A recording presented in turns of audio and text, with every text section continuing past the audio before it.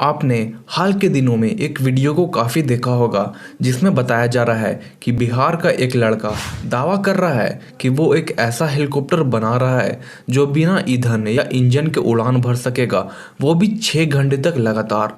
और अगर अभी तक आपने वो वीडियो नहीं देखा है तो उस वीडियो का एक छोटा सा अंश आप आगे देख सकते हैं। पैसा नहीं खर्चा करना पड़ेगा। आप दिल्ली जाना चाहते हैं, बम्बई जाना चाहते हैं तो फ्री में 6 लोग हवाई जहाज का मजा ले पे चलेगा। ये सत्य है कि नहीं सत्य है। डीजल से चलेगा कि नहीं, डीजल पेट्रोल बैटरी सोलर से कुछ भी से नहीं चलेगा। और यहाँ तक रहे कि ये चार्ज करने वाला भी नहीं, ना ही पेट्रोल से चलेगा और ना ही डीजल से चलेगा।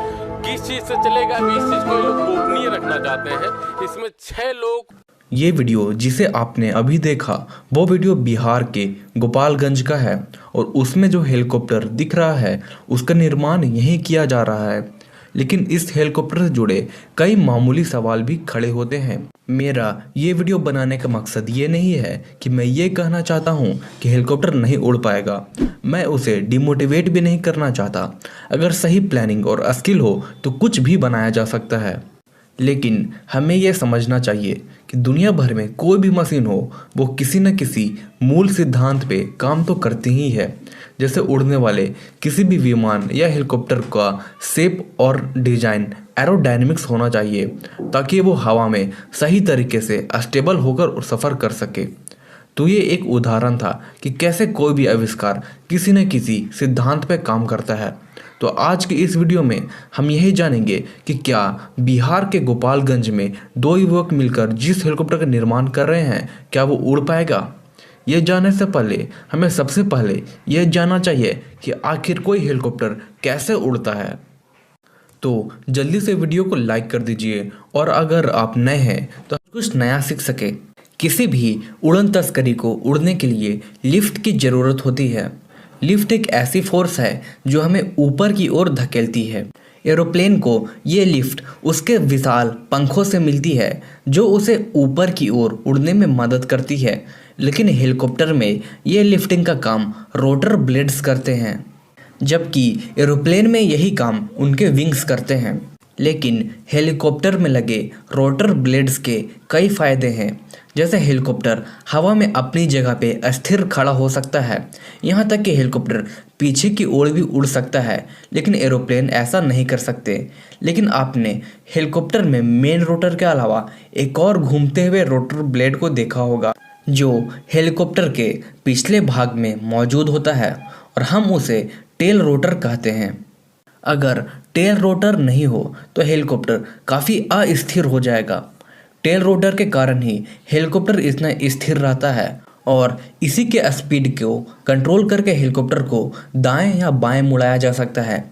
हेलीकॉप्टर कितना वजन उठा सकता है या फिर कोई हेलीकॉप्टर कितनी तेज़ी से उड़ सकता है, ये सब हेलीकॉप्टर के मेन रोटर के घूमने से मिलने वाले लिफ्ट फोर्स पर ही निर्भर करता है।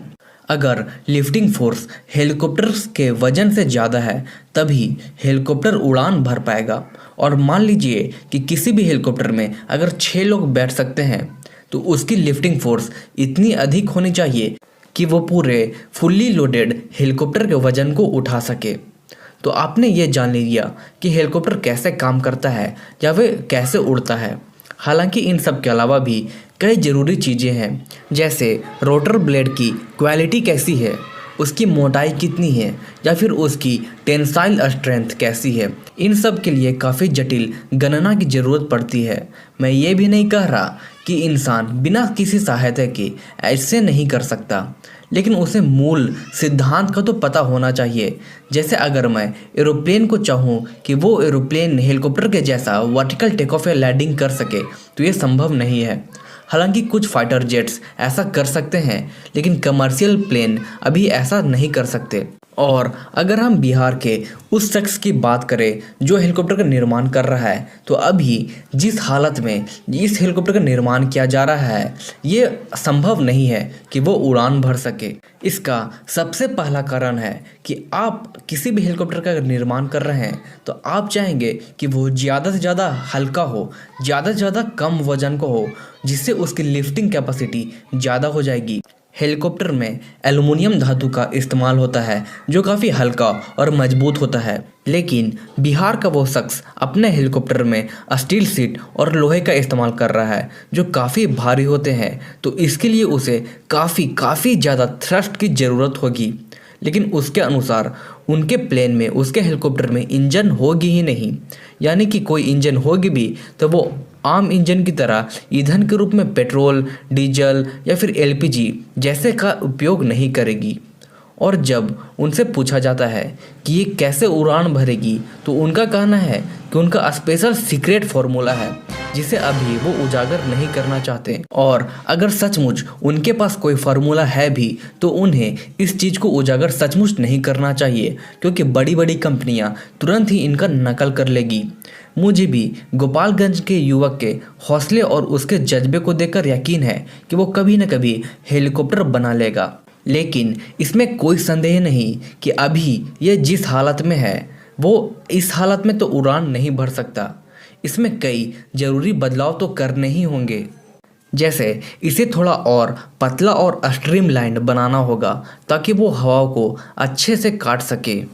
और किसी भी हेलीकॉप्टर में इतनी बड़ी बड़ी खिड़कियां नहीं होती। जो भी हो, हमारे तरफ से भी बिहार के युवाओं को सपोर्ट है, लेकिन उसे इसके लिए किसी न किसी जानकार की सलाह तो कम से कम लेनी ही चाहिए। आपका क्या ख्याल है, कमेंट में लिखिए। देखिए दोस्तों, मैंने ये फिंगरप्रिंट जो मतलब सिस्टम है इसमें पूरा हमने रेडी कर लिए हैं। आप अपने डोर में लगाएंगे तो आपको हम दिखाते हैं कि हमारे फिंगर से कैसा गेट खुलेगा।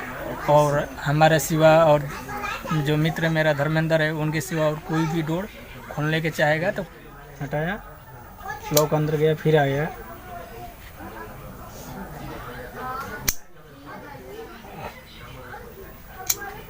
यहाँ पे जो फिंगर हम देंगे